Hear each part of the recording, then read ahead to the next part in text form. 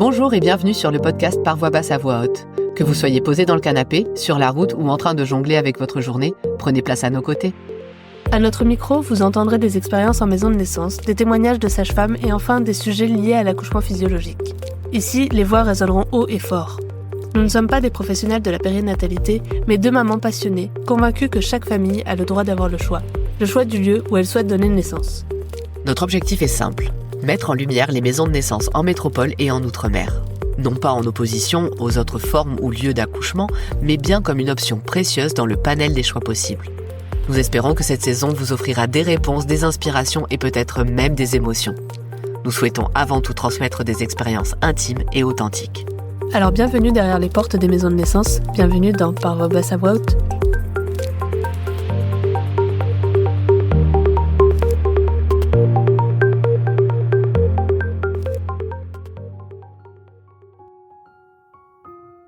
Dans cet épisode hors maison de naissance, nous recevons Isabelle, sage-femme, qui après 30 ans de carrière à l'hôpital, a fait le choix d'accompagner des accouchements à domicile, que l'on nomme aussi AAD. Forte de plus de 500 naissances accompagnées dans l'intimité des foyers, elle nous livre un témoignage rare sur cette pratique légale, mais souvent controversée en France. Ensemble, nous abordons les réalités de l'AAD, les obstacles rencontrés par les sages-femmes, manque d'assurance, accusation de certains confrères, mais aussi les peurs projetées sur les femmes qui font ce choix, entre fantasmes des risques et dissuasion de certains professionnels.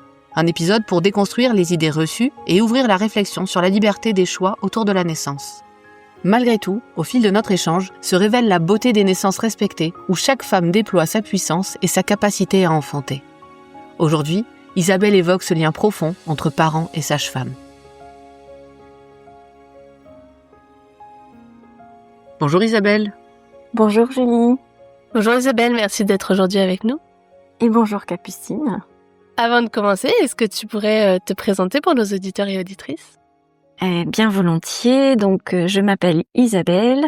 J'ai 66 ans tout bientôt. Je suis mariée depuis plus de 45 ans maintenant. Nous avons ensemble 6 enfants et 9 petits-enfants déjà, donc une grande famille. Je suis sage-femme depuis 43 ans. Je crois que c'est ma 44e année.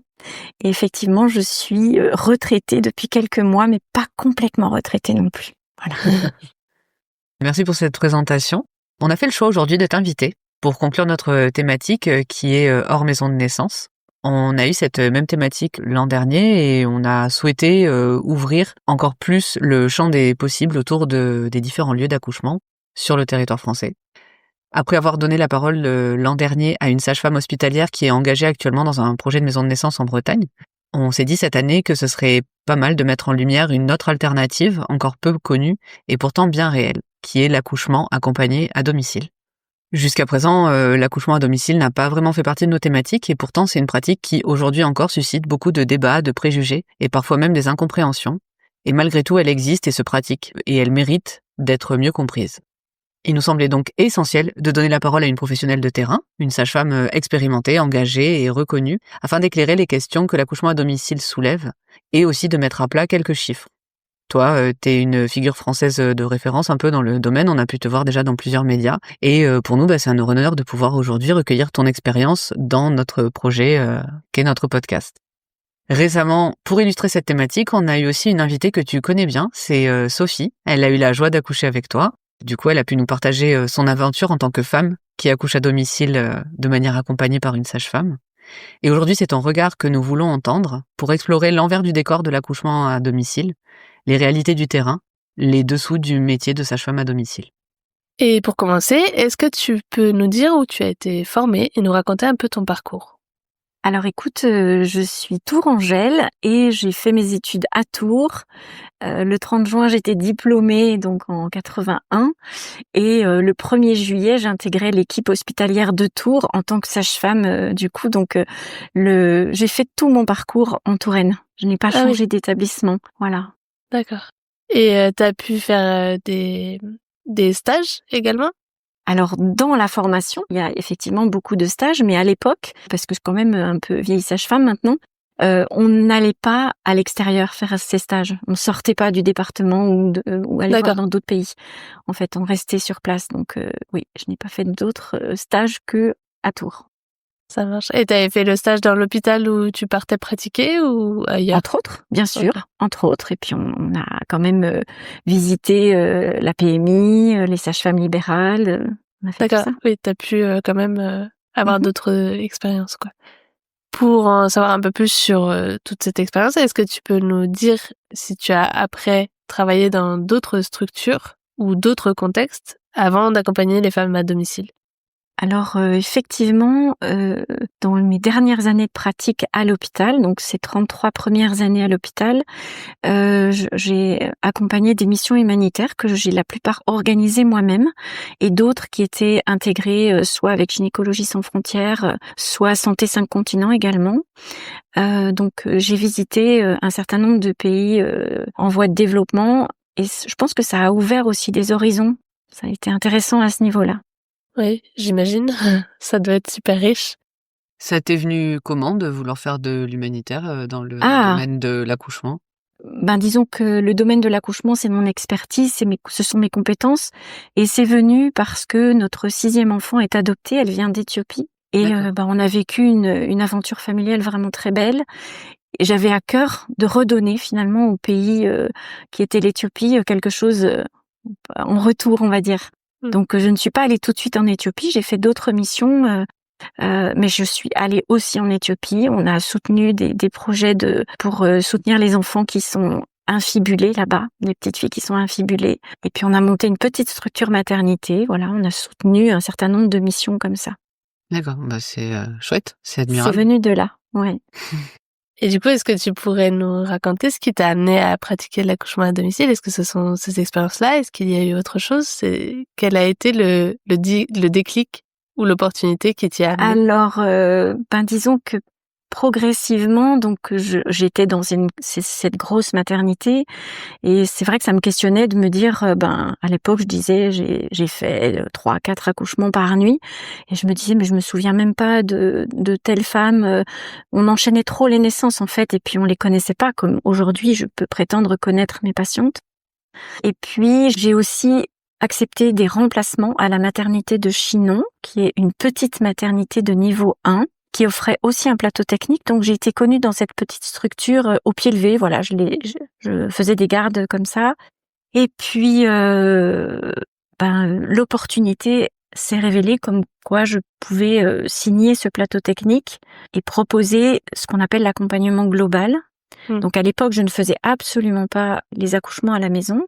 J'ai donc eu quelques demandes en me disant mais moi c'est pas ça que je veux, c'est pas le plateau technique, je souhaiterais accoucher à la maison. Donc les premières demandes, je les ai réfutées. Je dis non, je fais pas ça, mais par contre je peux vous accompagner sur le plateau technique.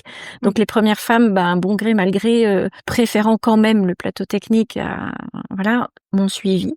Et puis quand j'ai eu réalisé qu'en fait je disais non parce que je connaissais pas cette pratique du tout. Je me suis dit, mais pourquoi je dis non? Pourquoi je dirais pas oui? Qu'est-ce qui se passe? Pourquoi, entre guillemets, l'univers me propose d'accompagner des accouchements à la maison? J'avoue que ça s'est fait avec une grande simplicité, comme si, je sais pas, une autoroute s'ouvrait à moi. Ma place s'avérait quand même la voie s'ouvrait pour moi. Je comprenais pas trop ce qui m'arrivait. J'étais profondément heureuse. Et puis j'ai découvert cet univers finalement avec beaucoup, beaucoup de bonheur. Très innocente, je dirais, de ce qui aurait pu m'arriver, même si je savais qu'il y avait une hostilité à cette pratique. Moi, j'étais confiante dans ma compétence de professionnelle, avec mon ancienneté. J'avais quand même plus de 30 ans d'ancienneté, donc ça donne une certaine assise, je dirais. Mais c'était méconnaître l'hostilité vis-à-vis de cette pratique. Oui, t'es arrivée un peu innocente dans le... Tant mieux peut-être, ça t'a permis de... Plutôt qu'une innocence, je dirais une grande confiance. Oui. Voilà. Ouais. Et je me demandais, moi, si... Du coup, c'était en quelle année? Et est-ce que tu pourrais nous parler du contexte à ce moment-là, peut-être sur l'accouchement à domicile, ou s'il il a pu Oui. évoluer Oui. C'était en 2014, donc j'ai vraiment découvert ce monde et j'ai adoré tout de suite, vraiment. J'étais touchée à cœur par l'authenticité, la richesse des échanges, et on en reparlera certainement, mais de l'accompagnement global d'une femme que l'on va suivre pendant sa grossesse. On va assurer le suivi médical, on va la préparer à cet événement tellement important et puissant qu'est un enfantement. Et le contexte était que j'étais toute seule sur la région, qu'il y avait eu des tentatives avec d'autres collègues qui ont cherché à pratiquer l'accouchement à domicile, et ça avait été on avait été très hostile envers elle. Donc voilà, ce contexte-là était difficile. On va y revenir, mais déjà, on va prendre un peu les choses dans l'ordre. Et pour justement bien comprendre ce que c'est, tu parles de suivi global, tu dis que toi, cette espèce d'autoroute s'est ouverte face à toi, tu y es allé avec une espèce de joie et une forme de naïveté après plus de 30 ans de pratique hospitalière. Comment, quand tu t'es renseigné, parce que du jour au lendemain, tu t'es pas dit, allez hop, je commence. Il y a eu, je pense, une période d'information, de comprendre comment tu peux t'y prendre. Quelles sont, avant tout, les conditions nécessaires pour qu'un accouchement assisté à domicile soit possible, et à partir de quand le suivi global que tu évoques commence? Alors, juste, je voudrais reprendre finalement comment ça a démarré. Je me suis questionnée, ça a peut-être duré 2 mois, c'est très court, 2 mois, pour se dire je me lance en fait. Mais vraiment, c'est, je pense, mon expérience hospitalière à me dire, quand je relisais mon histoire professionnelle, je me suis dit finalement j'ai eu très peu, mais vraiment très très peu sur les doigts de mes 2 mains, des femmes qui ont eu des césariennes ou des aides à l'expulsion. Donc ça aussi, ça m'a confortée dans l'idée que possiblement, quand on accompagne de façon sérieuse une femme, possiblement les choses sont beaucoup plus simples et qu'il y a peu de complications. Je me souviens avoir questionné la plus ancienne sage-femme libérale de ma région, et en lui disant voilà, j'ai envie de me lancer dans les accouchements accompagnés à domicile, et elle m'a répondu: mais tu conduirais ta voiture sans assurance, toi? Alors devant sa réponse, j'ai dit non, évidemment non. Donc ça m'a un peu refroidi, mais franchement ça n'a pas duré un autre mois. J'ai réfléchi, je me suis dit c'est ok, pour moi c'est ok. Juste de suivre les femmes dans leurs demandes. Voilà, donc j'ai commencé à les accompagner. Puis l'univers a été assez chouette avec moi aussi, parce que le tout premier accompagnement de naissance qui s'est fait à la maison, c'était une femme qui avait ouvert son dossier en maternité, qui devait accoucher avec moi en maternité. Et finalement, le travail a été tellement fluide et facile et rapide à la maison que elle m'a demandé de venir pour venir contrôler. Et puis j'ai dit non, à 9 cm, on ne bouge pas, on va rester là. Donc voilà, et innocemment, 6 heures après la naissance, après avoir tout géré à la maison, on s'est rendu quand même à la maternité, qui a assez mal vécu l'histoire en disant tu l'as fait exprès. Je dis pas du tout, en fait, pas du tout. Et on aurait mieux fait de rester à la maison, parce que du coup la prise en charge hospitalière a été ils n'ont pas forcément mal vécu les choses, mais il y a eu de la suspicion concernant cette décision d'accoucher à la maison. Voilà. Donc je dirais que les autres, elles sont arrivées comme aussi par des petits clins d'œil de l'univers sur un dossier qui soi-disant n'était pas arrivé à la maternité. Et puis la cadre de santé me dit mais cette femme, elle est libre, elle accouche où elle veut. Elle était en face de moi, on s'est dit banco alors. Puisque c'est ça, ça a été mon premier accompagnement à la maison sur ce quiproquo d'un dossier. Donc vous voyez, c'était pas une décision comme ça, c'est juste des petites choses qui se sont... le chemin s'est ouvert comme ça. Cette fois-là, je me souviens, je chantais dans ma voiture, j'étais joyeuse, j'étais contente, je me suis dit mais qu'est-ce qui m'arrive, quoi. Voilà, il y avait des petites lucioles sur l'escalier qui m'accueillaient, qui m'attendaient. J'ai dit oh là là. Et puis on avait installé la piscine, on avait juste eu le temps de la commander. C'était Noël, on l'a reçu. Moi, je l'ai reçue le 24 décembre et la femme a accouché le 29 décembre. Donc on a la première fois, j'ai installé une piscine dans le salon. J'ai dit mon Dieu, comment on fait? Je savais rien de tout ça en fait. Et voilà, et puis il y avait des lucioles sur la piscine avec une ambiance tellement belle qui portait à la méditation, à la quiétude, et c'est ça qui a permis finalement une naissance magique et magnifique, quoi. Voilà, ça c'était le 2e accouchement à la maison, mais pareil, sur un quiproquo en fait. Et après, une fois qu'on y a goûté, on veut plus imaginer autre chose, vraiment. Bah écoute, c'est très inspirant et touchant ce que tu viens de nous partager.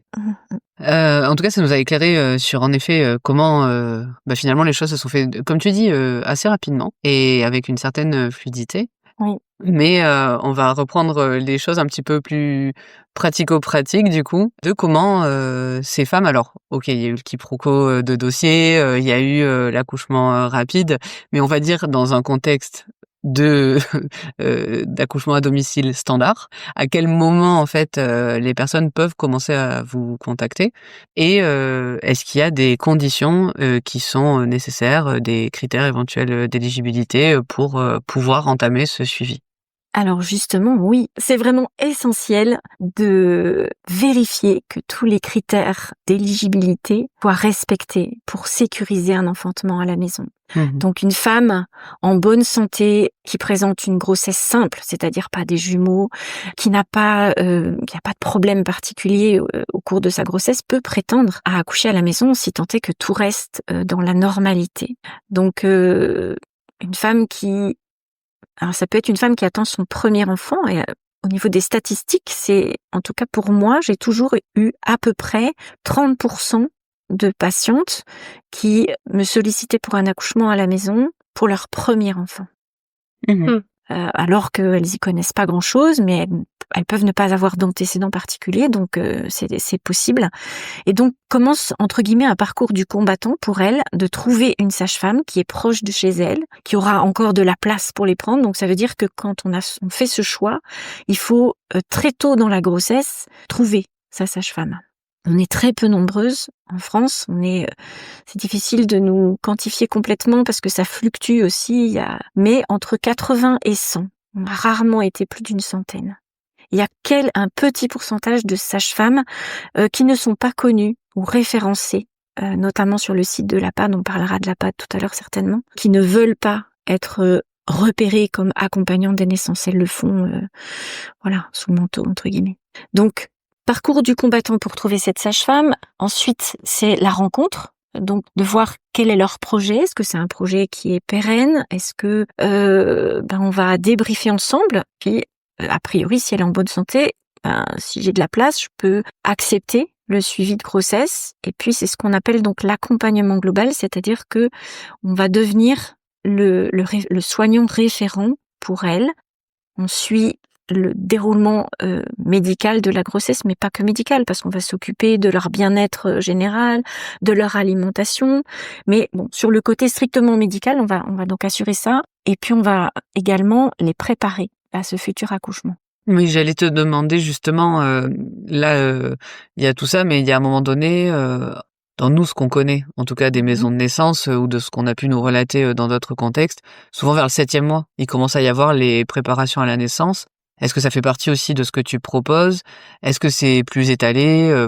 Comment dans ce contexte-là, ça se prépare, une naissance? Alors oui, c'est pas quantifié du tout de la même façon. Moi, je dirais que ma préparation et mon accompagnement, ça démarre dès le début de la grossesse, quasiment. Dès le début de la grossesse, peut-être que la première fois, on va se présenter, j'explique aussi comment ça se passe éventuellement, je réponds aux questions, et puis c'est cette alchimie subtile entre les familles et moi. Est-ce que ça va matcher? Est-ce que ces familles vont m'accorder leur confiance pour un événement qui est le plus majeur de leur vie? Je pense que c'est cet élément-là, moi, qui me touche le plus profondément. C'est ça, c'est qu'à la suite de ces rencontres, il y a une alchimie incroyable qui se passe, un lien qui se noue de l'ordre d'une confiance, d'une amitié qui va être le terreau finalement de tout le reste. Et la préparation en tant que telle, elle va démarrer très tôt, peut-être pas la première rencontre, mais déjà la deuxième, simplement en expliquant comment ça se passe, qu'est-ce que c'est un accouchement. Les femmes qui n'ont jamais enfanté, c'est hyper important de passer du temps aussi autour de cette physiologie d'un accouchement. Oui, quand je parle de séances de préparation, c'est que typiquement en maison de naissance, une consultation souvent c'est au moins 1 heure. Et en effet, il y a beaucoup en fait d'écoute, de réponses aux questions. Quand je parle des séances de préparation, c'est vraiment des instants dédiés. Alors, on y viendra plus tard, hein, mais par exemple, qu'est-ce qui se passe en cas de transfert? Et donc répondre en fait à tout ça. Il y a des infos qui sont un petit peu importantes à transmettre justement, particulièrement quand c'est une primipare. Du coup, ça peut faire l'objet vraiment, entre guillemets, d'un temps un petit peu à part. C'est vraiment dans ce sens-là que je parle de préparation. C'est quand il y a vraiment un sujet à aborder, mais tu sais, pas de manière diffuse, parce que potentiellement il manquerait de la transmission d'informations qui pourrait être un petit peu complexe si jamais ça venait à subvenir le jour J. Oui, alors je pense que autant de sages-femmes AAD, autant de pratiques différentes. On a chacune notre philosophie, notre conception, on organise notre travail, on est quand même très libre dans notre organisation, mais on passe beaucoup de temps avec nos patientes. Je pense que mes consultations, elles durent, je pense, 2 heures très souvent. J'ai essayé de me discipliner en me disant, allez, 1h30, ce serait mieux. Mais franchement, surtout une première fois, ça pouvait être 2h30, quelques fois plus, hein, ça a été jusqu'à 3 heures. On compte pas forcément notre temps, les enjeux sont tellement importants que c'est ok, en fait. C'est ok. On n'a pas le chronomètre, c'est vraiment complètement différent d'une consultation classique chez une sage-femme libérale ou à l'hôpital où on est contraint aux horaires, on a un planning à respecter. Là, ok, moi j'avais une patiente le matin, une l'après-midi, en gros. Bon, il y a eu des périodes intenses où j'en avais 2 le matin et 3 l'après-midi aussi, mais si on veut prendre notre temps, faire les choses sérieusement, eh bien ça demande une grande disponibilité. Ok.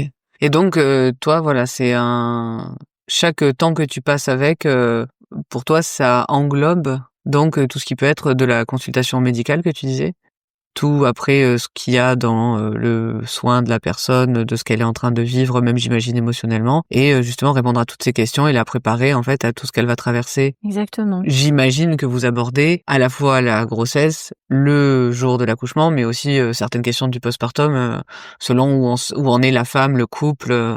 Dans la préparation. Oui, dans la préparation, effectivement, on va visiter jusqu'au postpartum. C'est vraiment une étape fondamentale, hein, ce 4e trimestre de la grossesse. Mais sinon, pour revenir à ces temps d'échange, c'est très différent d'une famille à une autre. Il n'y a pas de stéréotype. On s'adapte à chaque situation. Donc on va visiter l'histoire de la famille, on demande aussi à ce que le coparent soit présent, et puis on détecte s'il y a des difficultés particulières, des femmes qui ont été abusées, c'est important de poser la question. Donc on va visiter tout ça, et puis même le transgénérationnel, ça peut nous arriver aussi, voilà.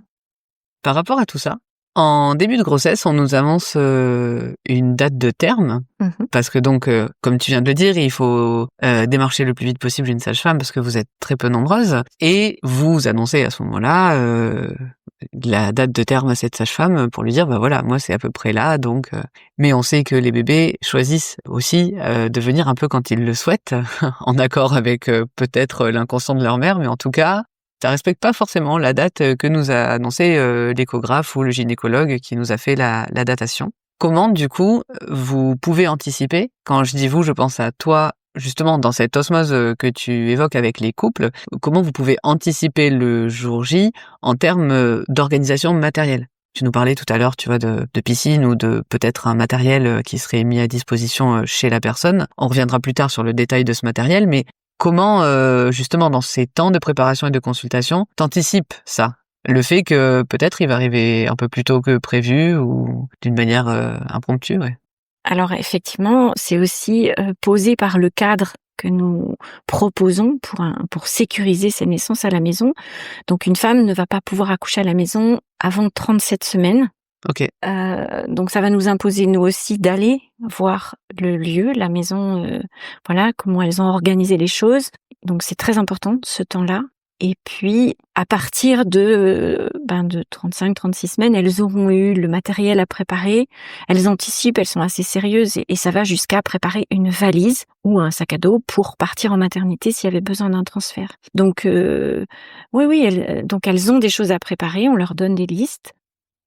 Donc là, tu viens de parler de la valise qui pourrait être nécessaire si jamais il y avait un besoin de transfert au moment de l'accouchement. Si en cours de suivi, il y a un élément qui fait que du coup la grossesse n'est plus à bas risque, tu disais tout à l'heure, il faut qu'elle reste en bonne santé, mais parfois il peut subvenir des choses. Le bébé ne se retourne pas, je te dis un peu n'importe quoi, mais un diabète qui se déclenche, n'importe quelle raison de maman et ou de bébé. Comment ça se passe, du coup, une réorientation quand tu as un projet d'AAD? Pour le coup, c'est assez simple. On pose les bases aussi quand elles viennent avec leur projet d'accouchement. On leur explique qu'il faut rester dans le bas risque obstétrical, que ce soit pour elles ou pour leur bébé. Un bébé qui aura une malformation, on va pas l'accompagner à la maison. Et donc, il y a à peu près 20% de redirection au cours de la grossesse, de femmes qui ne pourront pas aller au bout parce qu'il y a une problématique qui s'est révélée. Et puis sinon, c'est relativement facile, hein, c'est comme dans toute continuité de soins, on va appeler la maternité de référence, où on les invite fortement à ouvrir un dossier. Donc, si c'est en fin de grossesse, elles auront déjà ouvert leur dossier et on les redirige vers cette maternité. Et sinon, elles vont rencontrer un médecin ou une sage-femme dans une structure hospitalière apte à prendre en compte la pathologie. Est-ce que dans le cas où il y a une réorientation, la femme va donc terminer son suivi de grossesse et accomplir son accouchement dans cette structure? Est-ce que tu restes en lien avec les femmes et les familles et éventuellement tu peux proposer le suivi postpartum à domicile, ou est-ce que vraiment à partir du moment où la femme change de projet, quelle qu'en soit la raison, tu ne préfères pas continuer à interférer avec ce suivi, même en postpartum? C'est du cas par cas. Il y a eu quelques fois où il y avait par exemple une malformation de l'enfant. J'ai gardé par exemple la préparation à l'accouchement avec cette famille, mais j'ai délégué complètement le côté médical. Je ne suis plus référencée à ce niveau-là, pour qu'il n'y ait pas de télescopage et qu'on n'ait pas des avis divergents sur une prise en charge. Non, c'est assez distinct. Voilà, je passe le relais à des collègues dont c'est la compétence. Oui, en tout cas, c'est très clair. Oui. Pour les femmes. Par contre, on peut les retrouver en postpartum si c'est leur souhait. Alors, il faut savoir aussi qu'en accouchement à domicile, les femmes, quelquefois, font 1 heure de route, 1 heure et demie, j'ai même eu plus. Donc, du coup, c'est pas forcément moi qui vais faire les suites de couches pour cette patiente qui était loin. Ok, c'est très clair. C'est vrai que quand on t'écoute, ça a l'air tellement cadré. Quand tu dis qu'elles ont 1 heure de route, du coup, c'est qu'elles ont choisi de se rapprocher de ton périmètre, c'est ça? Oui, et quelquefois, elles sont à beaucoup plus. Ça a été jusqu'à 3 heures, je crois, facilement. Et donc, dans ces cas-là, moi, je vais pas accepter de faire 3 heures de route pour rejoindre une maman au travail. Je l'ai fait pour ma fille, qui était à 3 heures de chez moi. Donc, j'étais me dire, allez, Isa, respire, tout va bien. T'es à 3 heures de ta fille, mais ça va bien aller.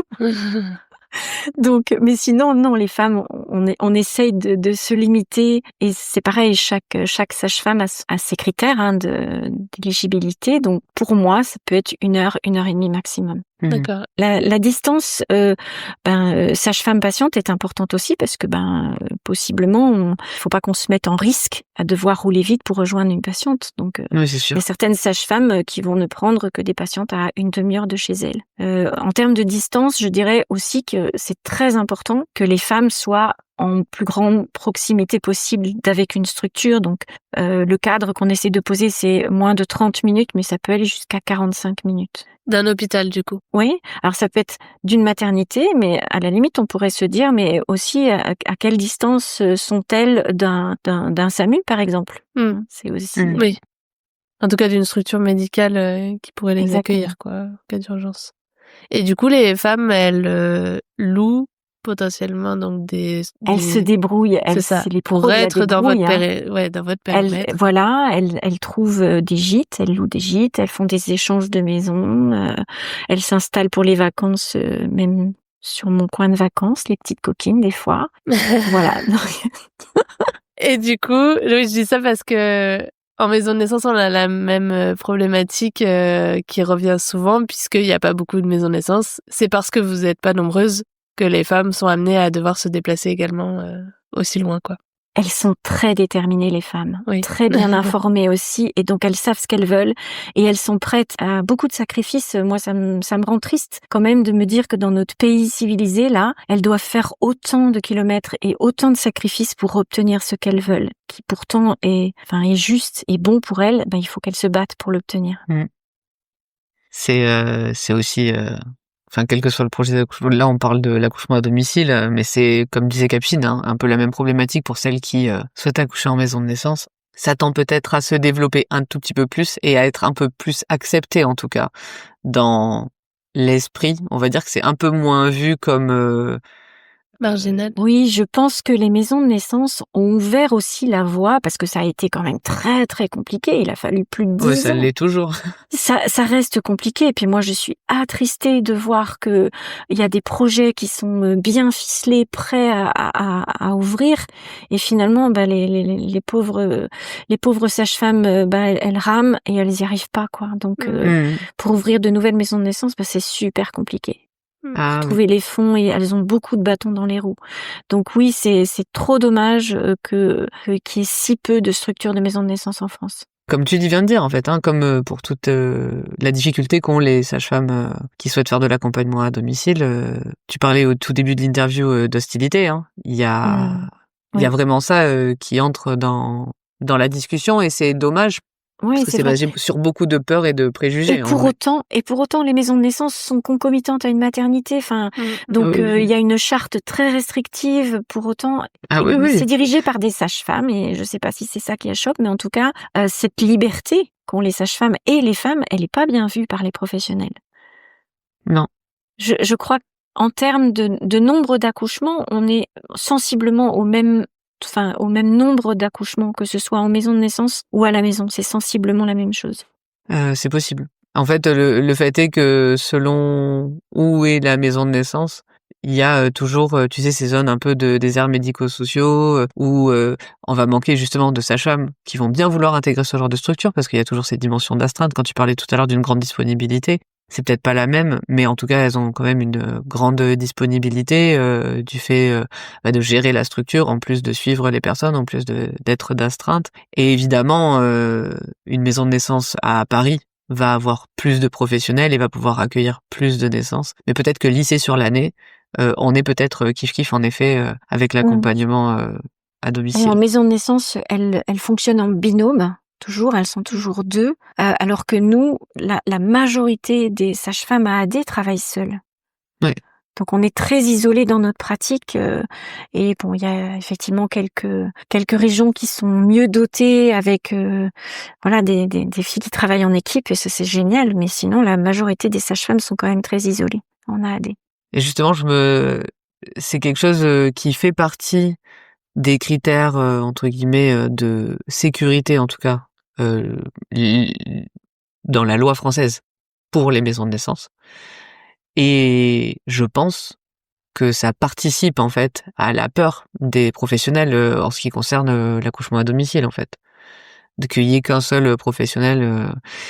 On parlait tout à l'heure, tu vois, de cette espèce d'hostilité. Je pense que plus justement tu es isolé, plus en fait on va pouvoir projeter le fait que tu puisses faire, pas faire, mal faire, parce que finalement il n'y a que ton regard et celui de la famille que tu accompagnes. Et il y a peut-être ça qui est questionnable ou questionné en tout cas du point de vue des gens. Ah oui, d'où l'importance aussi de poser un cadre pour rassurer les professionnels et puis qu'elles soient formées à cette pratique.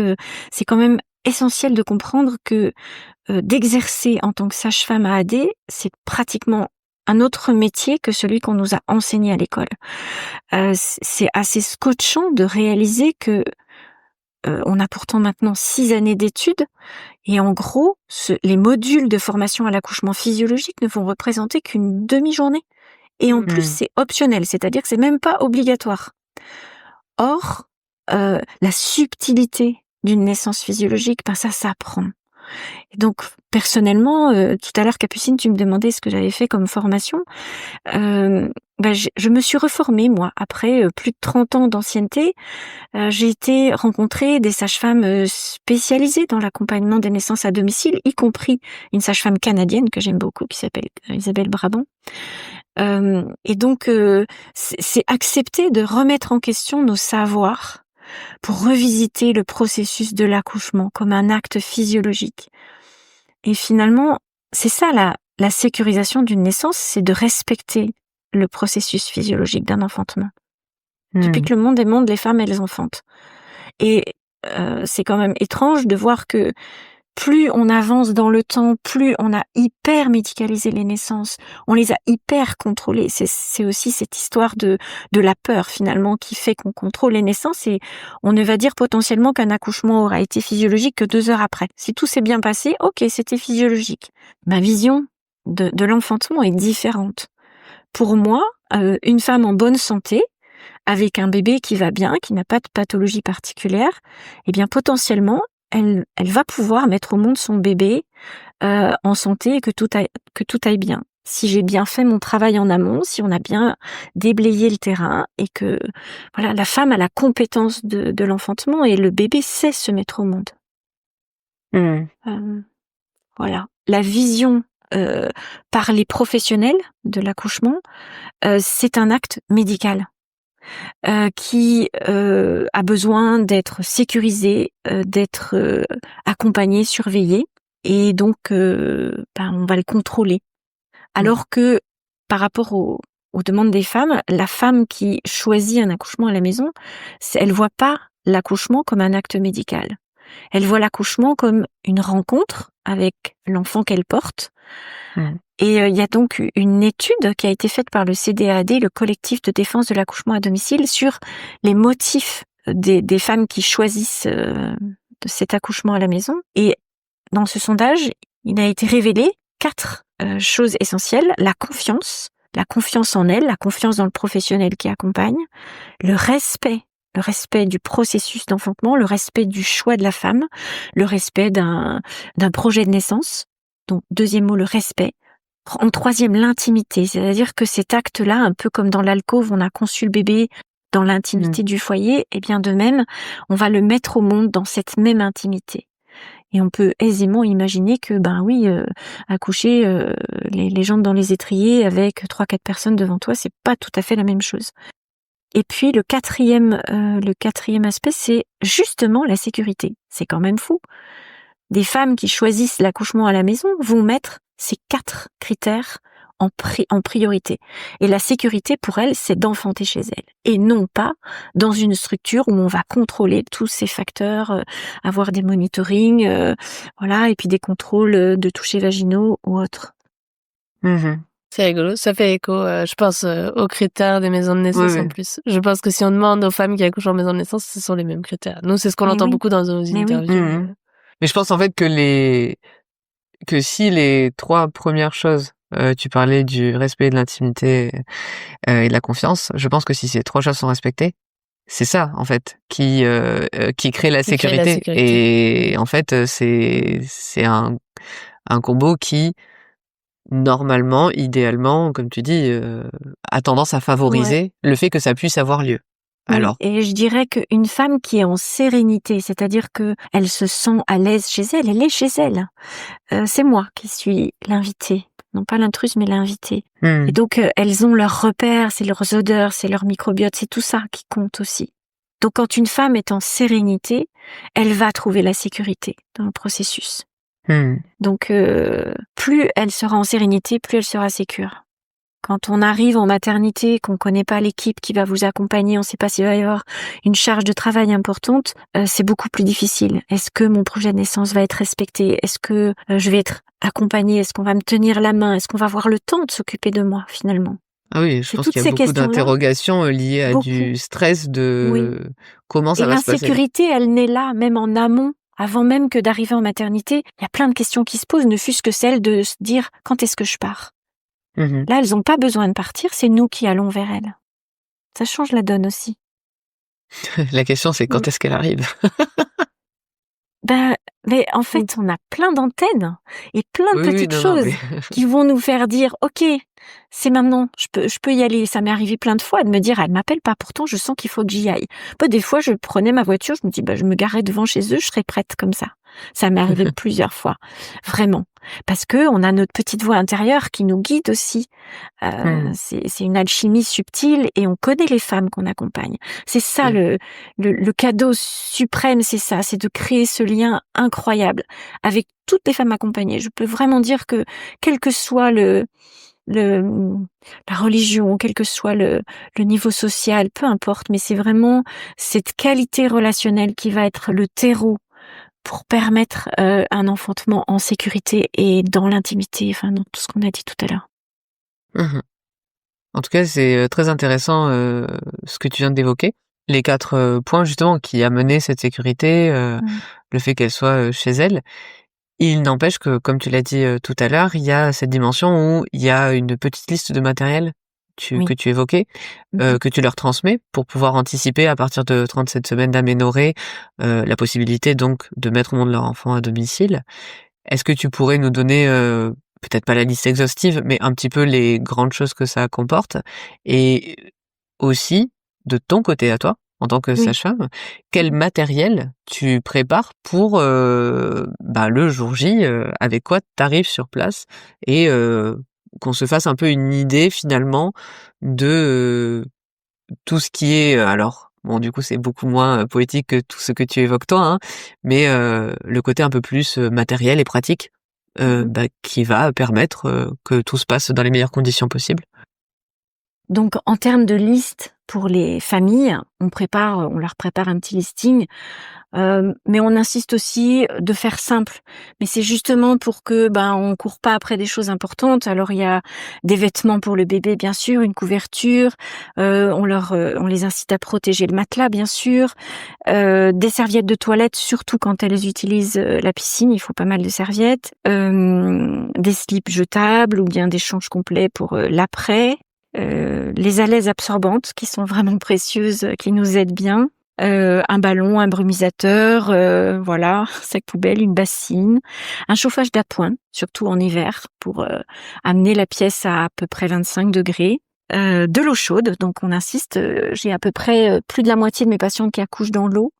Donc ça c'est une organisation, c'est pas très compliqué en soi, mais il faut prévoir de mettre le cumulus en marche forcée, vérifier qu'il y aura la quantité d'eau suffisante et qu'on n'ait pas à remplir avec des bouilloires ou des casseroles. Ouais.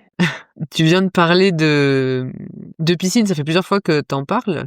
Mmh. Est-ce que c'est toi qui l'as fournie? Comment elle arrive, dans leur salon, la piscine? Comment elle arrive? Par l'opération du Saint-Esprit, bien sûr. Donc, je finis avec ma liste parce que donc ça, c'est des petites choses pour l'accouchement. Après, il y a une ordonnance médicale avec quelques éléments précis comme la vitamine K, la vitamine D, voilà, qui peuvent servir. Et puis, peut-être aussi un peu d'homéopathie pour les tranchées du postpartum, le Doliprane qu'on propose si elles souhaitent. On insiste sur la préparation de la valise avec les papiers administratifs, les tenues pour le bébé, etc. Voilà. Je précise que les tranchées, c'est les douleurs utérines post-accouchement. C'est ça, exactement. Exactement. Quand on a eu plusieurs enfants, on a ces contractions d'après-accouchement qui permettent de remettre l'utérus en place et puis d'évacuer éventuellement les lochies, les pertes.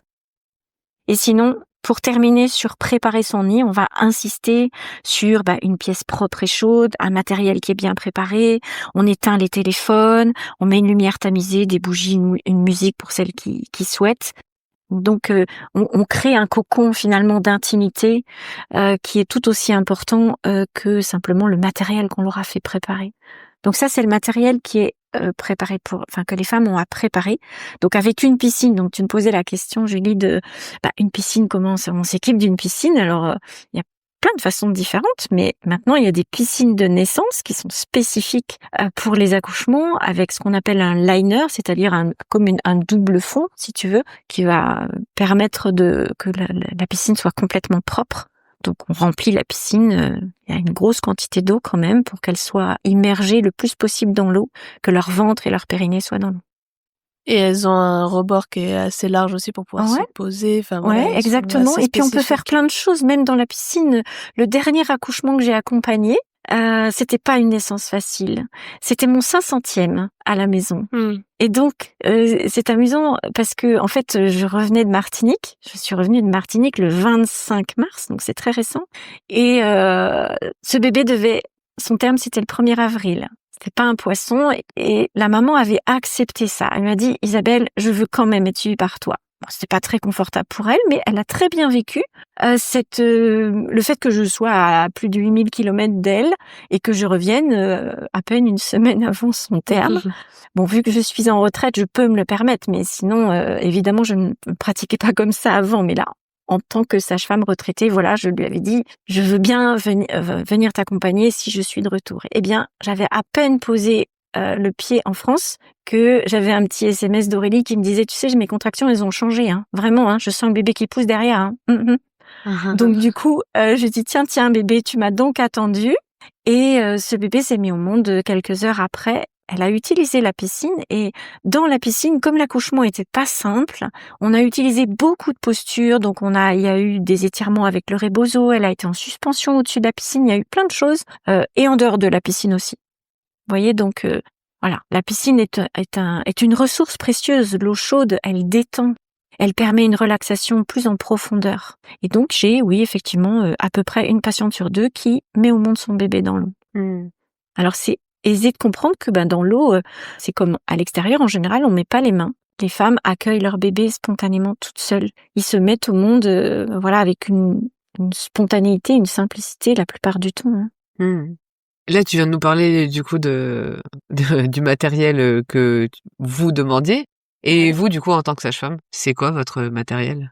Alors, comme dirait mon mari, j'ai une petite maternité dans ma voiture.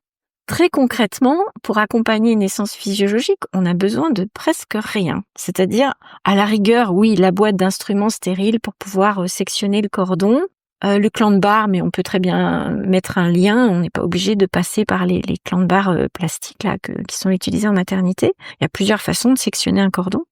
Une paire de gants quand éventuellement on devrait mettre les mains, mais comme on les met pas beaucoup, donc presque rien en termes pour un accouchement physiologique. Sauf que justement, ce qui va sécuriser les naissances, c'est d'avoir l'équipement ad hoc.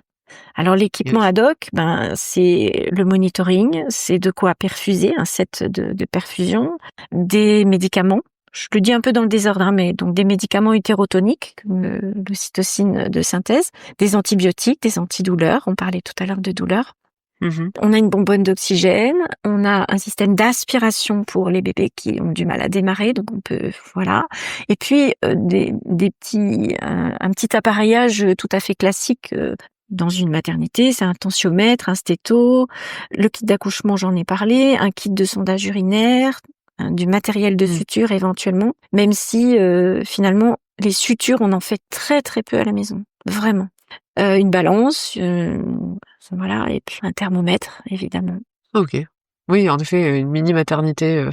Non, mais c'est bien, c'est pour se faire une idée justement parce que on ne peut pas ignorer le fait qu'à un moment donné il puisse y avoir un transfert et donc c'est de se dire comment tu sécurises la maman et ou le bébé en attendant soit qu'ils puissent se déplacer, soit que je sais pas si c'est possible, toi tu les déplaces ou que ce soit un SAMU qui intervienne. Enfin, en tout cas voilà, il y a des fois un petit laps de temps où, comme tu viens de le dire, il y a peut-être nécessité d'apporter une petite aide. Et donc, en fait, t'as tout à portée de main, en fait.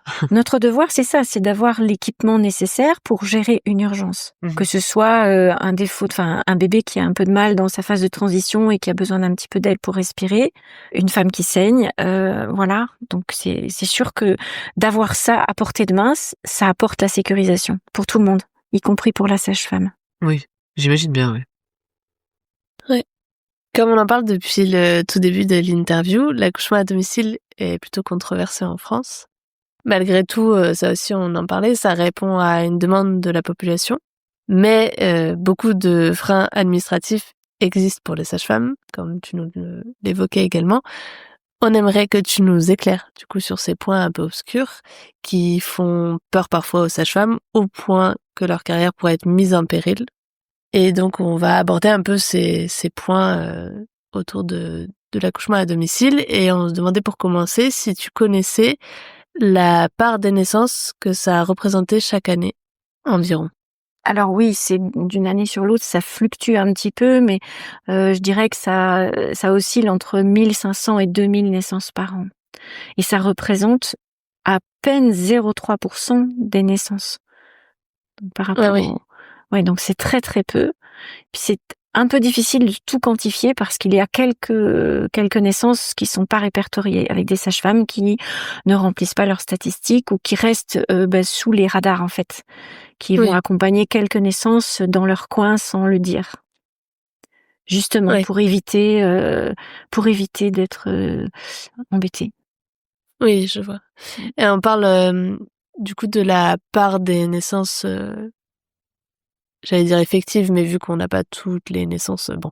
En tout cas, on parle là de la part des naissances, mais pour ce qui est du souhait, est-ce que tu as des informations, notamment de sondages ou des statistiques sur le souhait des femmes à bénéficier d'un accouchement à domicile? Alors oui, en l'occurrence, notre association, l'APAD, on pourrait peut-être évoquer tout à l'heure aussi ce que nous avons monté comme association professionnelle. Nous avons demandé un sondage auprès d'IFOP en 2021 qui montrait que 36% des femmes seraient intéressées par l'approche d'un accouchement accompagné à domicile si cette pratique était intégrée au réseau de soins. Donc c'est énorme au final. C'est énorme. Ouais. Et je pense que ça vient en partie d'un rééquilibrage finalement. Moi, je suis très contente de travailler au XXIe siècle avec les compétences acquises, les progrès de la médecine.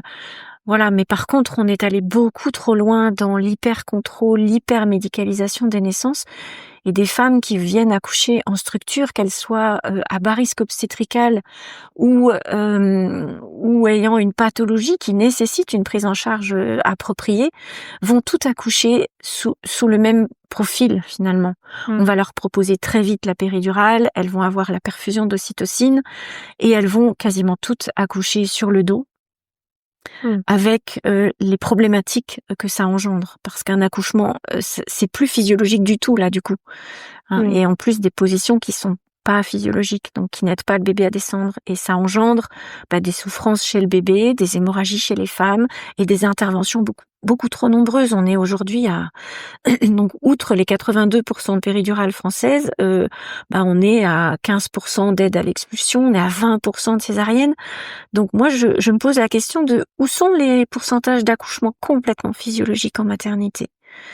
Donc c'est un peu contre ça finalement que les femmes se disent moi c'est pas ça que je veux. Donc elles rêvent d'autre chose et elles ont envie de réaliser leur projet de naissance, quoi. Oui.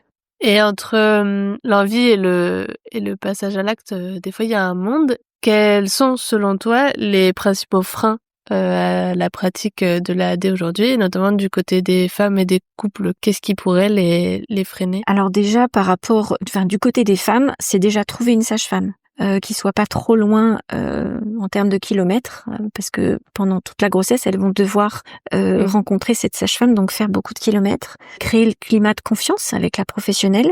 Il peut y avoir un frein concernant le coût, parce qu'on demande des honoraires d'astreinte. Donc ça peut être un frein. Un autre frein important, ça va être le jugement de leur famille, même quelquefois le compagnon ou le coparent est surpris de la demande de la femme et il va être à convaincre. Et puis très vite ils deviennent les meilleurs soutiens de leur épouse. Mais ça peut passer par mais quelle idée farfelue tu as d'accoucher à la maison, d'où ça te vient, mais qu'est-ce qui t'arrive quoi. Donc ils tombent un peu de leur chaise et puis quand ils accèdent à la connaissance, ils comprennent mieux et ils deviennent des partenaires convaincus. Des militants presque parfois. Des militants, exactement. Non, mais c'est très touchant de voir leur revirement. Mais ils ont juste besoin d'être rassurés, de comprendre qu'est-ce que c'est qu'un accouchement au final. Voilà. Les quelques femmes qui ont trop peur de la douleur ne vont pas imaginer pouvoir accoucher à la maison. Mais j'en ai quand même eu quelques-unes qui m'ont dit, moi, j'ai une femme que j'ai accompagnée qui frappe à ma porte, qui me dit, moi, je suis terrorisée par l'accouchement. Je dis, oula, ça commence mal. Mais en même temps, elle a réussi à accoucher de façon physiologique parce qu'on a passé du temps à expliquer comment ça se passe, quelles ressources elle va pouvoir utiliser pour gérer ses contractions. Et voilà, on passe du temps à tout ça. Hein. Comment tu vas respirer, quelle position tu vas prendre. Bon. Et d'après toi, quels sont les freins à exercer l'AAD, mais du côté des sages-femmes? Ouais, il y a beaucoup de choses à en dire, mais moi ce que je vois c'est déjà notre isolement, le fait d'être isolé, notre manque de formation initiale à la physiologie. Donc ça veut dire accepter de revisiter la physiologie, de se remettre en question par rapport à ce qu'on nous a appris lors de nos études. Un autre frein à cette pratique, c'est le défaut d'assurance, parce que qui aujourd'hui n'est pas assuré pour sa pratique? Nous, on est quand même culottés, hein, de se dire mon assurance à moi, c'est ma compétence professionnelle. Donc je préférerais être assurée parce que s'il y a quoi que ce soit, je peux vendre ma maison pour payer les frais engendrés par une procédure pénale ou autre. Les horaires aussi, on n'a pas d'horaire en fait. Hein, on peut partir du jour au lendemain, le jour même, partir de jour comme de nuit, donc tronquer notre sommeil. Donc quand on a une vie de famille, c'est compliqué. Moi, j'ai eu la chance d'avoir un chéri le plus soutenant qui soit, qui a toujours respecté mon choix et qui a été mon meilleur tout en fait. Donc j'ai été extrêmement bien soutenue par lui. C'est précieux. Un autre frein indéniable, c'est de travailler dans ce contexte de coercitif. On parlait tout à l'heure de statistiques. Je crois que il y a à peu près un quart des sages-femmes à AD qui ont subi des plaintes et 9% d'entre elles qui ont été sanctionnées. Alors que si on fait le corollaire avec nos collègues, qu'elles soient hospitalières ou libérales, il y a plus que 0,1% des sages-femmes qui vont subir une plainte, par exemple. Donc vous voyez bien qu'il y a un ostracisme particulièrement violent autour des sages-femmes à AD. Ça, c'est pas facile à vivre, hein. Ce sont des plaintes qui proviennent d'où? De différents lieux, mais possiblement les conseils de l'ordre ou des plaintes de médecins d'une structure hospitalière ou les cadres de santé d'une structure hospitalière, oui. Oui, c'est pas uniquement les parents. Non. Non, les parents très rarement font des plaintes contre la sage-femme. Ça peut arriver, hein, bien sûr, mais oui. Tu parlais justement de questions pénales. Je me demandais, dans toute ta carrière, à quel point toi, t'as été concernée par ce point? Je veux bien en parler, faut pas en avoir peur. Moi, j'avais cette innocence-là à me dire: «Je suis connue de la structure», ils savaient très bien. J'étais extrêmement bien notée et à partir du moment où j'ai changé de modalité d'exercice de ma profession, là, je devenais vraiment la paria, quoi. Je veux dire, comment j'ose, moi, sage-femme de base, là, accompagner des naissances sans aucune aide extérieure, loin d'un pédiatre, d'un anesthésiste, d'un gynéco-obstétricien. Donc j'ai eu cette plainte à la suite de transfert de femmes qui avaient saigné. Donc j'avais fait mon job. Elles sont pas arrivées en état de mort, hein, pas du tout. Elles allaient bien, les patientes, et j'avais fait ce qu'il fallait dans les premiers gestes. Mais dès qu'on transfère une femme, eh bien ils vont aller décortiquer les dossiers pour voir ce qu'ils pourraient nous reprocher. Donc ils trouvent toujours des petites choses à reprocher. Moi, ce procès-là, je l'ai eu en 2018, donc j'avais quand même pas une grosse ancienneté, et j'ai trouvé ça a été la chose la plus dure de ma vie, je pense, d'être mise en cause dans mon âme de sage-femme, en fait, parce que je me regardais devant une glace, je dis mais j'ai fait ce qu'il fallait, en fait. Mais la pratique est tellement décriée que il fallait m'empêcher de poursuivre cette pratique. Donc ça a été très violent pour moi. J'ai été particulièrement bien soutenue par mon époux, par mes amis, par mes patientes. J'ai eu une centaine de témoignages CERFA alors que je commençais la pratique au final. Donc ça m'a donné cet ancrage, peut-être cette exigence suprême à garder mon cap, à rester sereine malgré les attaques. Et du coup, je ne vous le cache pas en fait, mais c'est ce procès-là. À la suite de ce procès-là, on s'est dit, on se fédère, on crée l'APAD. L'APAD, c'est l'association professionnelle des accouchements accompagnés à domicile. Donc on a créé cette association pour donner un cadre, pour se fédérer. On a créé une cartographie. Donc au sein de l'APAD, on a été une petite poignée à se rassembler et à se dire, nos collègues et nous-mêmes, nous avons besoin de formations spécifiques autour de la physiologie. On a constitué une petite équipe qui s'est occupée des statistiques. Donc, on a sollicité toutes les collègues pour qu'elles rentrent leurs statistiques et qu'on établisse des rapports épidémiologiques sur notre travail. On a établi une charte éthique qui est très importante aussi dans la conception de notre posture de sage-femme. Et puis, on propose également une cellule d'écoute, des staffs mensuels avec les collègues, où elles peuvent parler de leurs dossiers difficiles, demander un avis. une cellule juridique également qui vient en aide aux sages-femmes quand elles ont des procédures. Donc on se structure et je pense que c'est vraiment bénéfique pour l'ensemble de nos collègues. Et l'objectif essentiel à tout ça, c'est qu'un jour, l'accouchement à domicile soit intégré au réseau de soins et accepté comme n'importe quelle autre modalité d'accouchement, que ce soit en plateau technique, en maison de naissance, à la maison ou en structure hospitalière. C'est un combat féministe, hein, mine de rien. Donc, 5 ans après la dépénalisation de l'IVG, finalement, nous défendons ce droit fondamental des femmes à accoucher en sécurité chez elles quand c'est leur souhait. Et on n'aura jamais 100% de femmes qui vont souhaiter accoucher à la maison. Hein. On a parlé tout à l'heure de 36%. Bon, c'est un tiers de la population. Ouais. On a parlé de sécurité. En fait, tout le monde n'a pas la même conception de la sécurité. Il y en a, ça va être en milieu hospitalier. Il y en a, ça va être chez eux. Et nous, on en parle souvent. On parle surtout de l'idée de laisser le choix. En fait, c'est surtout ça. C'est pas tant que tout soit à domicile un jour ou tout soit en maison de naissance. Exactement. La question, c'est que si la femme a envie de ça, qu'elle puisse y accéder facilement. Oui. C'est ça surtout. En fait, à qui appartient l'accouchement, en fait?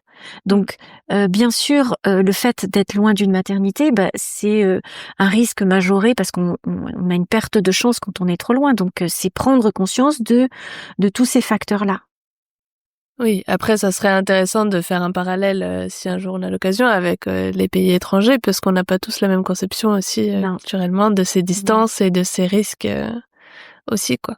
C'est vrai. Sur la page, je veux bien rajouter qu'on a travaillé pendant 4 ans pour publier aujourd'hui un guide pratique sur l'accouchement à domicile. Il est fondamental et on vient de le présenter, ce guide pratique en conférence de presse le 3 avril dernier, donc c'est tout récent. Et je pense que c'est un événement très important parce que il y avait pas de cadre. On propose nous-mêmes ce cadre qui peut aussi sécuriser les professionnels de santé autour à se dire mais on est consciencieuse, on fait correctement notre travail.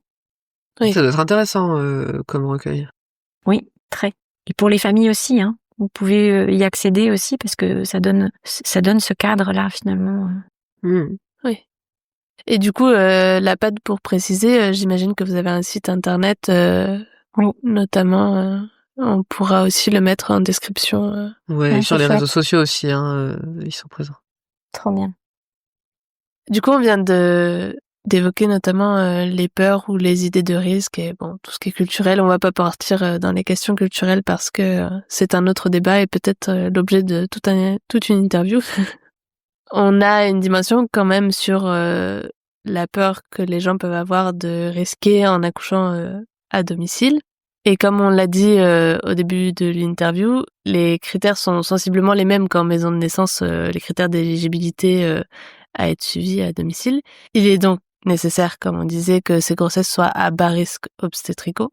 Et pour peut-être éclairer ou apaiser certains doutes ou certaines peurs, est-ce que tu peux nous dire comment se passe un transfert en structure quand c'est nécessaire?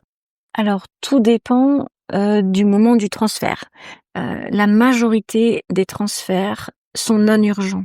Et ils concernent essentiellement des femmes en cours de travail qui ont une stagnation de dilatation, des bébés qui se présentent en variété postérieure par exemple. Donc des accouchements qui sont longs avec des femmes épuisées. Faut juste retenir qu'il y a seulement 4% des femmes qui vont demander la péridurale parmi notre patientèle. Donc c'est très très peu. Donc ces transferts-là ne nécessitent pas autre chose que le véhicule personnel, et la sage-femme va accompagner le couple pour faire des transmissions à l'équipe hospitalière. Globalement, ça se passe plutôt bien. Ça dépend des lieux, bien sûr, mais globalement, ça se passe plutôt bien. Après, on a moins de 1% de transferts urgents qui concernent soit une hémorragie chez la femme, soit dans le cadre d'une fin de grossesse, d'une fin d'accouchement, une souffrance fœtale du bébé. Mais c'est vraiment très rare. Et c'est étonnant aussi d'observer que finalement, on a beaucoup moins de situations d'extrême urgence à la maison parce que le processus de l'accouchement fait que les bébés sont pas en souffrance. On a moins de liquide teinté, on a moins de bradycardie de bébé. Les femmes, elles se mettent dans des positions différentes pour enfanter et ça crée pas les mêmes souffrances chez l'enfant.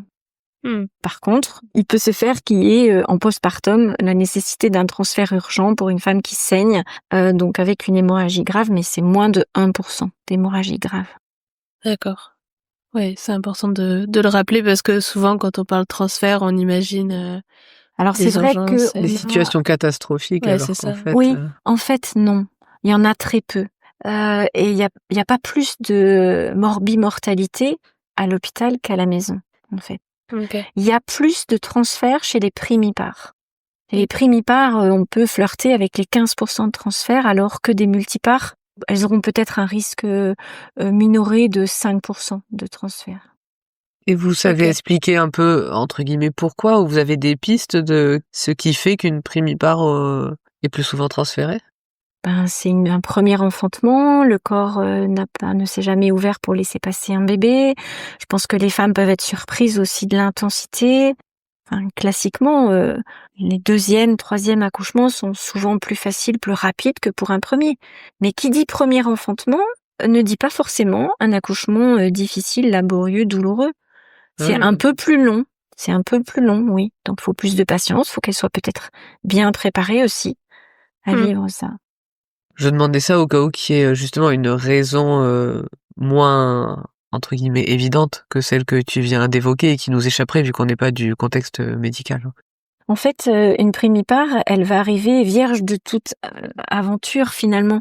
Elle sait pas à quoi s'attendre, mais si elle est bien accompagnée, qu'elle a été bien préparée, elle va traverser ça sans traumatisme.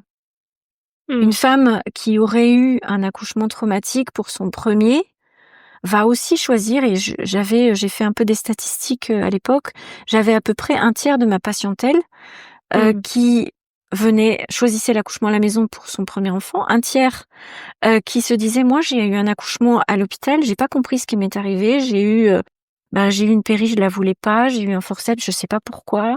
Ces situations-là, on a des femmes qui sont meurtries quelquefois dans leur corps, dans leur âme même des fois, et qui ne veulent plus vivre ça. Donc elles choisissent une autre modalité en se disant chez moi, je vais me préparer autrement, je vais être accompagnée, j'aurai un professionnel. C'est ce qu'on dit, le one-to-one. Moi, si je suis avec une patiente, je peux pas être avec une autre. Donc, possiblement, cet accompagnement rapproché, même si on fait pas grand-chose, on est là pour la femme. Donc, elle le ressent, on a une énergie particulière, elles vont utiliser tout ça. C'est une alchimie assez subtile, ce qui se passe au moment des naissances. En tout cas, les femmes qui choisissent l'accouchement à domicile sont hyper informées. Elles se sont beaucoup documentées, on trouve énormément de documentation, que ce soit les réseaux sociaux ou même les livres qui sont sortis sur l'accouchement physiologique, il y a vraiment de quoi faire. Ouais, je me demandais d'ailleurs si vous aviez des statistiques, enfin sur votre site de l'APAD, ou si ça se trouvait facilement des statistiques, notamment tu parlais des décès par exemple, enfin pour rassurer par exemple un entourage, les femmes qui parfois militent pour rassurer leur entourage en leur disant mais il y a des statistiques, pas de panique, il y a des choses qui prouvent que c'est pas aussi dangereux que ce que tu imagines. Est-ce qu'il y a t'as un endroit où nous ramener là pour qu'on puisse potentiellement donner le lien aux gens Oui, c'est une question importante qui est récurrente, la sécurité de l'accouchement accompagné à domicile. Si vous voulez avoir des informations concernant toutes ces statistiques, allez sur le site de l'APAD et vous allez trouver nos rapports épidémiologiques que l'on a établis depuis 2018. Et il s'avère que la mortalité périnatale est de 2 pour 1000, pas plus qu'en maternité en fait. C'est le même taux. Ouais. J'insisterai sur cette nécessité du respect du choix des femmes et d'avoir une offre de soins qui intègre l'accouchement à domicile. Parce que c'est aussi source de sécurisation si ce maillage-là entre les sages-femmes libérales qui sont un peu isolées, qui pratiquent l'accouchement à la maison, et les structures, si il y avait une collaboration entre les deux, ce serait au profit de la sécurité des femmes. Plutôt que de nous diaboliser et de nous fragiliser, et puis fragiliser les femmes aussi. Je pense que j'ai entendu tellement de retours de femmes qui ont été un peu maltraitées en maternité en disant Madame, ce que vous allez faire c'est dangereux, vous risquez de laisser vos enfants orphelins. Elles ont entendu beaucoup de choses les femmes, donc faut être fort pour maintenir son cap, ne pas être ébranlé par ce qu'on va leur dire. Donc oui, qu'il y ait une évolution à ce niveau-là, oui, c'est sûr que c'est absolument nécessaire pour le bien-être de tout le monde. Par rapport à ce que tu viens de dire et quelque chose aussi que tu as dit un peu avant, il faut savoir que les maisons de naissance, elles ont beau être légiférées. Quand tu dis, tu vois, qu'est-ce qu'on propose dans l'offre de soins en France, les maisons de naissance ne font pas partie de ça. Il faut savoir qu'elles ne sont nommées nulle part dans aucun prospectus. Aujourd'hui, les maisons de naissance se battent pour pouvoir apparaître à côté d'une salle nature, d'un plateau technique, d'un autre truc. Donc, je sais que c'est quand même pas la situation de l'AD. Ceci étant dit, c'est quand même tellement peu reconnu que ça fait pas partie de l'offre de soins officielle. Du coup, personne n'en entend parler. Mais c'est clairement une volonté politique, en fait. Ah ben c'est sûr. Qui sommes-nous, petites entités, sages-femmes toutes seules dans notre coin, à vouloir révolutionner tout ça? En fait, c'est une révolution féminine. C'est l'ensemble des femmes qui doivent bouger pour se faire entendre et se faire respecter dans leurs choix. Nous, on est débordés de travail, on est sollicités énormément, on refuse, je crois qu'il y a 5000 refus d'accouchement à domicile par an. Et ce que je voudrais rajouter, c'est justement le fait que on soit trop peu nombreuses, qu'on soit stigmatisées, qu'on soit attaquées, comme c'est le cas notamment en ce moment, en Nouvelle-Aquitaine, pour ne pas la nommer. Eh bien, on se retrouve avec des femmes qui font le choix d'un accouchement non assisté, qu'on appelle des ANA, A-N-A. Et là, pour le coup, possiblement, ces femmes, c'est un non-choix qu'elles posent. Mais elles ne veulent pas pour autant aller en maternité, donc elles vont risquer de le vivre toutes seules. Et possiblement, là, ça devient dangereux. Quand vous avez un professionnel formé spécifiquement à la physiologie qui est là, qui accompagne une femme, le bébé, et puis la santé de toute la famille, est là et veille, eh bien, elle assure la sécurité. Si elle n'est pas présente, c'est une autre histoire. Et donc, la France est responsable aussi de cette évolution. Et il va y en avoir de plus en plus, des accouchements non assistés. Ça pose d'autres problèmes. C'est pour ça, je sais qu'on le répète beaucoup dans nos épisodes, mais c'est la raison, encore une fois, pour laquelle on fait ce podcast. Alors, pas pour l'accouchement à domicile, mais bon, on s'est dit qu'on leur donnait aussi un peu la voix parce que c'était important sur une thématique particulière, un peu hors série, hors maison de naissance. Mais oui, nous, je sais que notre idée, c'est d'essayer de déconstruire les mythes que les gens se font sur les maisons de naissance pour qu'ils comprennent l'essence de ce que c'est et l'utilité, et notamment, comme tu dis, pour éviter que les femmes fassent un non-choix plus dangereux pour elles que ce qu'on imagine qu'une maison de naissance ou qu'un accouchement à domicile est dangereux, alors que si on s'y intéresse, on se rend compte que pas tant. Et on va inciter finalement les femmes à faire des choix plus dangereux pour elles en prétextant que ces dispositifs sont potentiellement risqués. Et donc voilà, on milite quand même en partie pour que les gens comprennent ce que c'est une maison de naissance et que c'est bien plus cadré et médical que ce qu'on peut imaginer.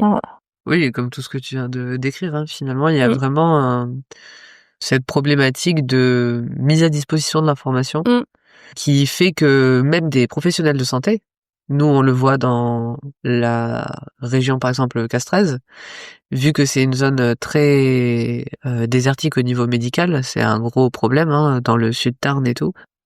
Il y a cet aspect où même les professionnels de santé de proximité, je parle même pas Tarn Nord, on reste Tarn Sud, il y en a énormément qui ne savent pas que la maison de naissance existe, alors que il y a qu'un hôpital, il y a un hôpital et une clinique, et ceux qui en ont entendu parler ignorent très souvent son fonctionnement. Et donc c'est aux sages-femmes d'aller démarcher, de prendre des rendez-vous avec les professionnels de santé du territoire pour aller leur en parler et aller répondre à leurs questions pour justement démystifier la chose et que ça ne nuise pas aux femmes qui, du coup, on le sait, dans une grossesse, on peut avoir notre généraliste, on peut avoir un gynéco ou une échographe, peu importe. Enfin, on peut être suivi par plusieurs professionnels. Mais ça fait partie des choses, quand tu disais, des fois, les femmes qui choisissent l'accouchement à domicile font face à leur entourage, à cette pression ou ces questionnements ou parfois même des formes de dissuasion. Il y a cette chose où si l'information était plus simplement mise à disposition, de manière non émotionnelle, au moins ce serait plus légitime. Mais aujourd'hui, c'est ça la complexité. C'est que finalement, ce qui va faire la une des journaux, ça va être plus un procès d'une sage-femme à domicile que finalement la réalité de ce que c'est dans la vie de tous les jours. Oui, et puis il faut juste regarder autour de nous les pays qui nous environnent, que ce soit les Pays-Bas, que ce soit l'Angleterre. L'offre de soins intègre l'accouchement à domicile. Vous êtes enceinte, vous avez le choix. Vous pouvez accoucher à l'hôpital, vous pouvez accoucher en maison de naissance, ou vous pouvez accoucher à domicile. Et les sages-femmes sont détachées de l'hôpital pour, par roulement, aller accompagner les accouchements à domicile. Donc c'est beaucoup plus simple. Tout le monde passe par l'accouchement à la maison. Mais la France est difficile à convaincre. Ils sont... Comme tu le sais, notre podcast est dédié aux maisons de naissance. Et forcément, on est un peu curieuse de connaître ton point de vue sur ces structures malgré tout. Et de discuter avec toi de ce que ça peut apporter ou de ce que ça apporte dans le paysage de l'accouchement aujourd'hui en France. Et tout d'abord, est-ce que tu peux nous raconter brièvement comment tu as connu les maisons de naissance ? Quand on est dans le move, forcément, moi j'ai suivi la progression et puis le combat de ces sages-femmes jusqu'à l'ouverture. Donc on a bien compris la complexité que c'était à ouvrir ces maisons de naissance. Donc on partage finalement le même combat, c'est le respect du choix des femmes dans une structure qui est dirigée par des sages-femmes avec un cadre encore plus restrictif que pour nous.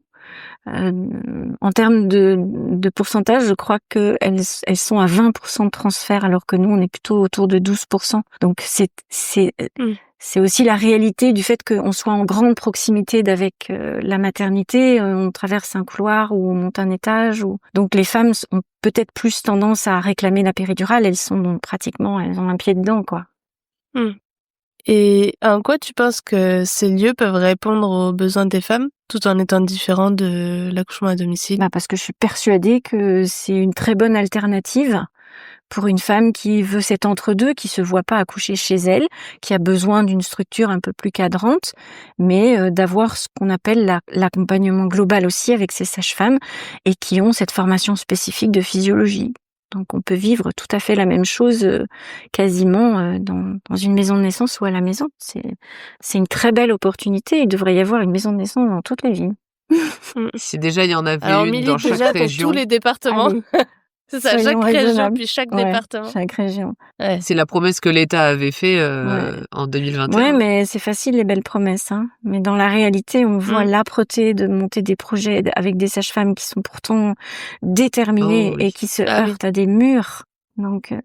Justement, l'interview de la sage-femme de l'année dernière concernant la même thématique que toi, portait sur la création laborieuse d'une maison de naissance et combien c'est difficile, combien c'est éreintant et compliqué. D'ailleurs, pour les auditeurs qui auraient écouté cet épisode il y a un an, c'est toujours en cours. Ça faisait déjà 4 ans à l'époque de son épisode qu'elles étaient en cours de faire. Et elle a dit « Ah, on a eu des petites nouvelles le temps qu'on enregistre son épisode, qu'on le publie. » On a donné les nouvelles, donc c'était en très bonne voie pour que ça puisse se concrétiser. On est 1 an plus tard et c'est toujours en cours.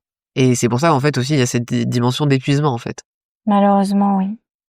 Aujourd'hui, alors c'est un peu moins rigolo, là, le sujet sur lequel on va, mais c'est une vision un peu plus globale, justement, de la situation française sur le sujet de l'accouchement. Et aujourd'hui, la France est dans une situation inédite. D'ailleurs, il y a un livre qui est paru il y a pas très longtemps qui s'appelle 4,1, le scandale des accouchements en France, qui a été écrit par Sébastien Lerquin et Anthony Cortès. Alors, je sais pas si on dit Cortès ou Corte, excusez-moi.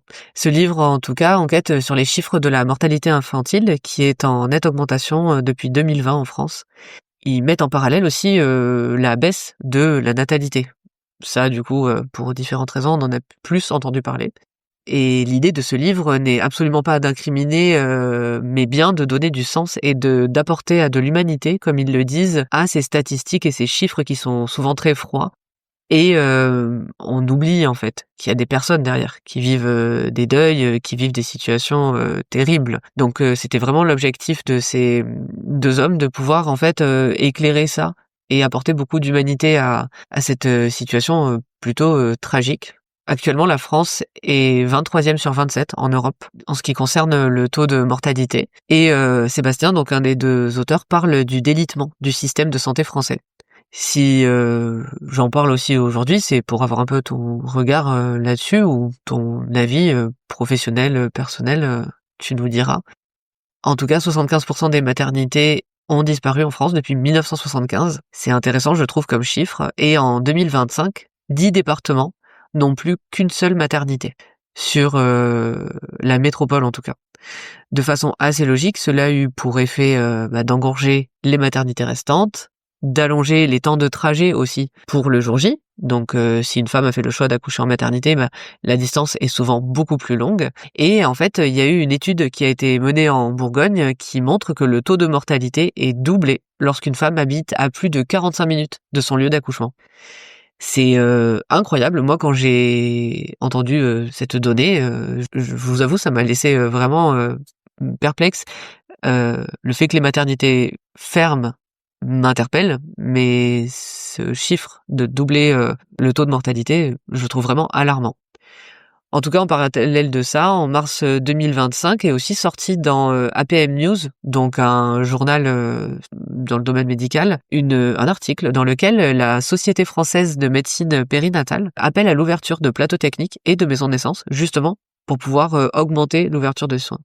Je suis navrée, Isabelle, et n'invite pas encore à l'accouchement à domicile, mais en ce qui concerne les maisons de naissance, c'est quelque chose qui nous a interpellés parce qu'en fait, depuis la légifération en 2021, il faut savoir que ça n'est pas référencé comme étant une possibilité d'accouchement dans les documents quand on est enceinte et qu'on se renseigne.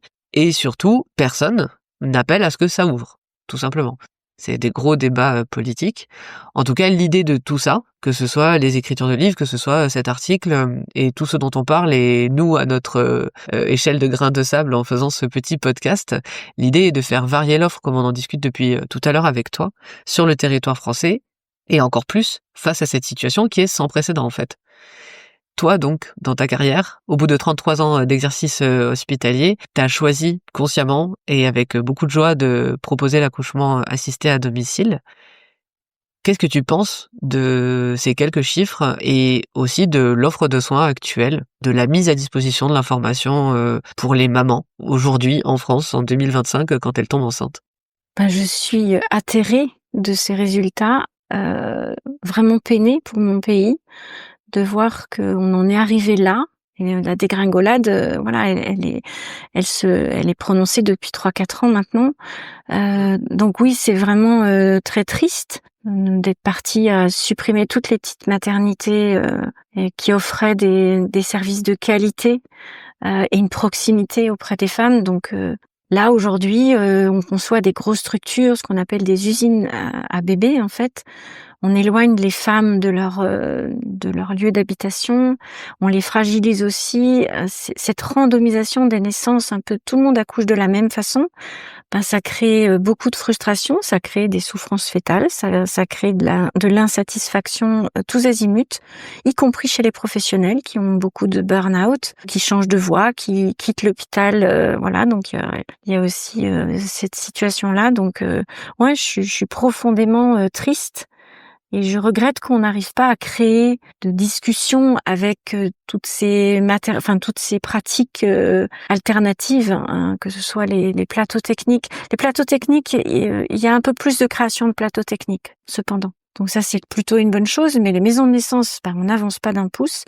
Et puis l'AAD, on est stigmatisé, on est diabolisé, on ne peut même pas rencontrer notre conseil de l'ordre. Il ne parle jamais de nous autrement que vous êtes des dangereuses professionnelles. Donc je pense que tant qu'on n'ouvrira pas un débat avec les responsables à la fois politiques et les instances médicales pour accepter d'ouvrir l'offre de soins aux patientes, il y aura une collaboration, il y aura un maillage territorial beaucoup plus grand et puis surtout un respect de ce que veulent vivre les femmes. On n'a pas trop parlé du postpartum et de la détresse des femmes qui rentrent chez elles après ces aventures d'enfantement, mais c'est grave ce qui se passe aussi, hein. Ouais. Et ça pourrait être l'objet d'ailleurs Oui. d'un débat complet et d'une discussion complète, parce qu'en effet, ils ont créé les structures des 1000 premiers jours ou ce genre de choses, mais c'est pas pour rien, c'est pas juste pour faire joli, et c'est une moindre mesure, j'ai envie de dire, face à la réalité des chiffres, dont on a ponctuellement parlé dans certains épisodes, d'ailleurs. Ce que je regrette fondamentalement, c'est le respect entre professionnels et puis le refus d'échanger en fait sur nos pratiques, parce que c'est essentiellement une méconnaissance de ce qui se passe à la maison en fait. Très probablement. Donc c'est dommage. Je pense que l'information crée la liberté aussi de choisir. Quand on a l'information, on va pouvoir décider en conscience de ce qu'on choisit pour soi-même, pour son bébé, ou le professionnel qui accepte d'aller sur ce chemin. Moi, je voudrais terminer aussi sur cette vision très positive de notre métier. Je suis la plus heureuse des sages-femmes à exercer à la maison, dans le cocon familial, avec cette proximité des familles. Il se passe vraiment des choses tellement précieuses à ce niveau-là, parce que il y a une confiance incroyable qui s'est nouée et qui permet de dénouer le reste, et y compris les enfantements difficiles. Ouais. Donc il y a un épanouissement professionnel en tant que soignante. On est vraiment profondément heureuse de travailler de cette façon. C'est même plus un travail en fait, c'est au-delà de ça. Mais les femmes qui réussissent à enfanter chez elles ont cette fierté, elles connectent leur puissance intérieure, et ça va être une source de c'est précieux en fait ce qui se joue là au moment d'un enfantement, et ça va leur servir toute leur vie pour ensuite éduquer leur enfant. Alors on parle pas des pères, mais les pères qui sont témoins de ça, je peux vous assurer qu'ils retombent red-dingue amoureux de leur femme, et ils sont prêts à s'impliquer, ils soutiennent. Il y a des choses vraiment fondamentales qui se jouent au travers de ces accouchements physiologiques, où la femme n'est pas dépossédée de son savoir, de son pouvoir d'enfantement aussi. C'est une forme de pouvoir, Et je pense que quel que soit le lieu, si elles peuvent enfanter dans celles qui le choisissent, en tout cas, si elles peuvent enfanter dans cette toute puissance-là, quel que soit le lieu, que ce soit maison de naissance, à la maison, même dans un hôpital classique, c'est ça qui est important, en fait. Oui. Connecter à cette puissance fondamentale et fondatrice lors d'un accouchement physiologique. On n'a pas parlé des bébés non plus, mais on aurait pu en parler. Parce que il se passe aussi des choses. Les bébés, ils choisissent. Je vous parlais tout à l'heure de ce bébé qui a attendu que je revienne pour se mettre au monde pile quelques heures après mon arrivée. Donc cette petite Suzanne, elle avait choisi aussi de naître à la maison. Et il se passe aussi des choses très belles au niveau des bébés. C'est des bébés qui sont beaucoup plus calmes. Donc c'est engrammé dans leurs cellules, je pense, la façon dont ils ont été accueillis sur Terre. C'est tellement important. Disons que je suis pas convaincre. En tout cas, pour conclure cette interview, est-ce que tu aurais un message que tu aimerais transmettre aux futurs parents qui hésitent à faire le choix d'un accouchement physiologique, que ce soit un AAD, que ce soit en maison de naissance ou même en plateau technique? Un petit mot à leur dire face à une hésitation? Je pense que d'accéder à la connaissance, de s'informer, de rencontrer les professionnels va leur donner réponse du meilleur choix pour eux. Et une astuce aussi pour les personnes qui, elles, ont fait ce choix-là d'accouchement physiologique, mais qui sont en train de se préparer et qui nous écoutent aujourd'hui, est-ce qu'il y aurait vraiment un truc où tu te dis ça, c'est vraiment top de l'avoir pour le jour J? En termes d'astuces, je trouve que c'est un peu délicat de parler en termes d'astuces. C'est tellement un projet de vie, c'est tellement ancré, donc c'est de cultiver leur confiance, et puis cette connexion particulière avec le bébé à naître, pour que l'aventure soit à la hauteur, sans idéaliser, juste garder la confiance intrinsèque dans leur puissance de femme à enfanter. Merci pour cette belle astuce, merci pour ces derniers mots, et merci beaucoup d'avoir été notre invité aujourd'hui. Merci aussi pour tout ce que tu as apporté et proposé aux mamans, aux bébés et aux couples tout au long de ta carrière, quel qu'ait été le lieu et la façon que tu as eu de le faire. Merci aussi pour cet échange qui a été fort instructif, car c'est pas du tout notre domaine, a priori, nous, en tout cas dans ce podcast, mais il est bon de s'inspirer et de se soutenir, comme tu le disais tout à l'heure, afin de pouvoir libérer la parole et mettre de l'information gratuite à disposition pour que les femmes puissent avoir le choix, tu parlais du choix conscient en effet, de leur lieu d'accouchement et de leur façon d'enfanter. Merci aussi à toutes les personnes qui sont en train de nous écouter, qui nous ont écoutés jusqu'au bout. On espère que vous aurez appris de nouvelles choses. Et puis, si cet épisode vous a plu, pensez à le partager autour de vous. Pensez également qu'un petit like, un commentaire ou même 5 étoiles sur Apple Podcast, ça aide à notre visibilité. C'est ça qui fera qu'on pourra de plus en plus entendre parler de toutes ces alternatives pour les femmes. On vous rappelle aussi que la semaine prochaine, il n'y aura pas d'épisode car c'est une semaine où il y aura un article blog, mais maintenant vous avez l'habitude. Donc il sera disponible sur notre site à partir de 6h du matin et on se retrouve pour un nouvel épisode dans 2 semaines. Au revoir Isabelle. Merci Julie, merci Capucine d'avoir permis que je parle de ma passion finalement, d'accompagner les femmes. Merci bien. Au revoir. Avec plaisir. Merci Isabelle. Au revoir. Vous venez d'écouter le podcast Par voix basse à voix haute. Votre aide est essentielle. Si vous aimez notre travail, dites-le en partageant cet épisode, en nous laissant un commentaire ou en cliquant sur j'aime. Retrouvez-nous aussi sur Tipeee si vous souhaitez soutenir notre projet financièrement sur la page Tipeee/Par voix basse à voix haute. N'hésitez pas à vous abonner si vous voulez être notifié des prochains épisodes.